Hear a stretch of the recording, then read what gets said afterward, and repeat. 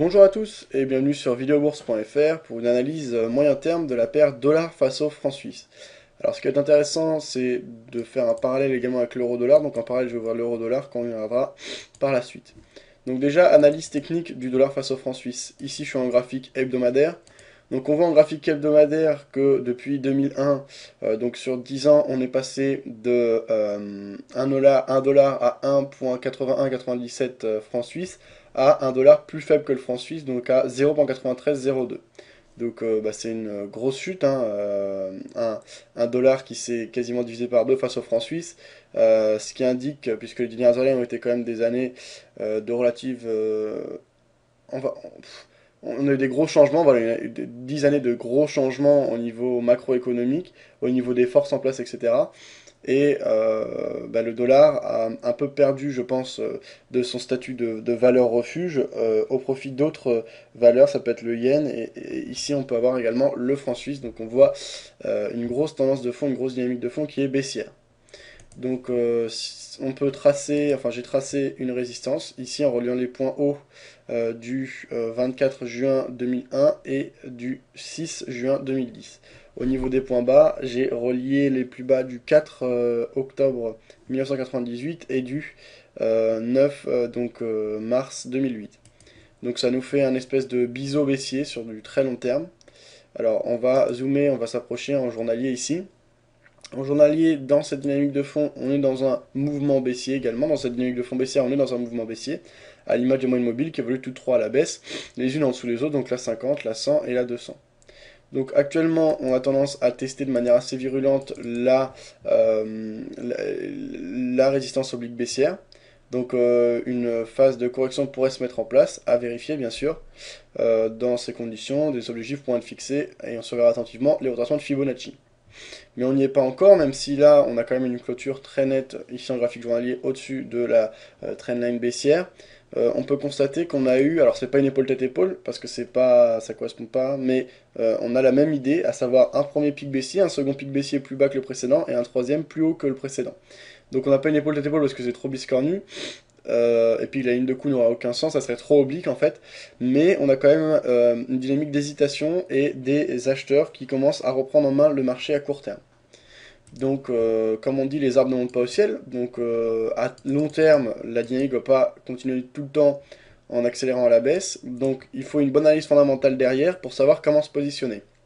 Là, le rôle de ça, ça va être de faire une analyse technique. Je vous laisse ce soir de faire une analyse fondamentale. Je suis pas un spécialiste, j'ai pas assez d'informations par rapport à ces deux paires de devises. Donc techniquement, on va essayer d'élaborer des scénarios intéressants pour les deux scénarios possibles, donc soit un scénario de baisse ou soit un scénario de hausse. Alors je rappelle qu'à moyen terme, moi ce que je conseille de faire, c'est de faire une analyse fondamentale pour avoir vraiment une idée de fond et une conviction par rapport à la paire, ou aux devises ou aux produits étudiés, puis l'analyse technique pour fixer ses points d'entrée et de sortie pertinents et précis. Voilà. Donc, en journalier, si on veut prendre une position à l'achat et qu'on a l'approche contrariante, je pense qu'une prise de position au cours actuel ou en cas de franchissement de la moyenne mobile exponentielle 50 et 100 pour les plus prudents peut être pertinent en se protégeant sous les plus bas qui avaient été marqués le 2 janvier, donc en dessous des 0.9302. On peut par exemple placer son stop loss à 0.9290. Au niveau des objectifs, ça va dépendre de l'approche de chacun. Les moins gourmands, ils vont chercher simplement les 23,6%. Donc si on cherchait juste en dessous, ça ferait 0,9850 environ. Je pense que moi, ce qui me plairait, ce serait de chercher les 38,2. Donc qui se situe à 1.0225. Donc j'irai par exemple placer mon objectif à 1.0210, donc juste en dessous de cette zone de rebond potentiel. Alors, on peut également jouer de multiples take profit. Un premier à 23,6% qui, s'il est atteint, on déplace notre stop loss au point d'entrée, donc au break-even, pour aller chercher les 38,2, qui, s'il est atteint, eh bien, on déplace notre stop loss au 23,6% pour aller chercher les 50%. Ça peut être une stratégie intéressante. Alors, dans le cadre d'une prise de position éventuelle et d'une conviction baissière, je pense que c'est pas du tout le moment de prendre une position, parce qu'on a eu un gros mouvement baissier et donc les vendeurs ont fait ce qu'ils avaient à faire au cours de ces derniers mois. Donc depuis les plus hauts de juin 2010, on a eu une grosse accélération baissière. Désormais on a une phase d'hésitation, on l'a vu avec des plus bas de plus en plus hauts. Si je dézoome et que je prends le RSI, on va voir ce que ça donne par exemple, mon oscillateur. RSI 14 ici. On voit qu'on avait une dynamique haussière, donc qui n'a pas tout à fait été comblée parce qu'on n'a pas eu quand même de gros mouvements haussiers, on est simplement en phase d'hésitation là. Donc on le voit des plus bas de plus en plus haut sur le RSI 14, alors que dans un même temps on marque des plus bas de plus en plus bas sur les cours réels. Donc ça c'est à prendre en compte. Alors il n'y a pas d'autres éléments à souligner, donc dans le cadre d'une prise de position à la vente, j'attendrai une accélération haussière effective, un retour dans une zone de rebond potentielle comme les 38,2, les 50%, voire les 61%.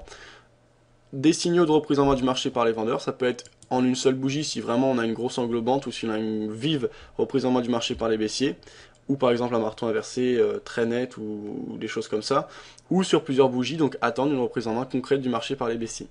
Donc dans le cas d'une position à la vente, les cours actuels me semblent intéressants pour prendre une position, j'ai indiqué comment se protéger.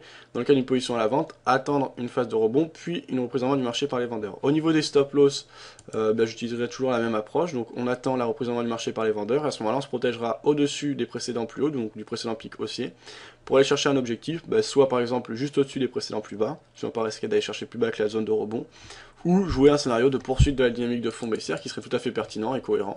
Donc à ce moment-là, chercher par exemple un objectif plus bas, voire sur le très long terme, le support oblique baissier long terme, comme on l'a vu tout à l'heure en graphique hebdomadaire. Voilà, c'est la fin de mon analyse moyen terme sur le dollar face au franc suisse. Je vous souhaite une bonne journée à tous et à bientôt sur videobourse.fr.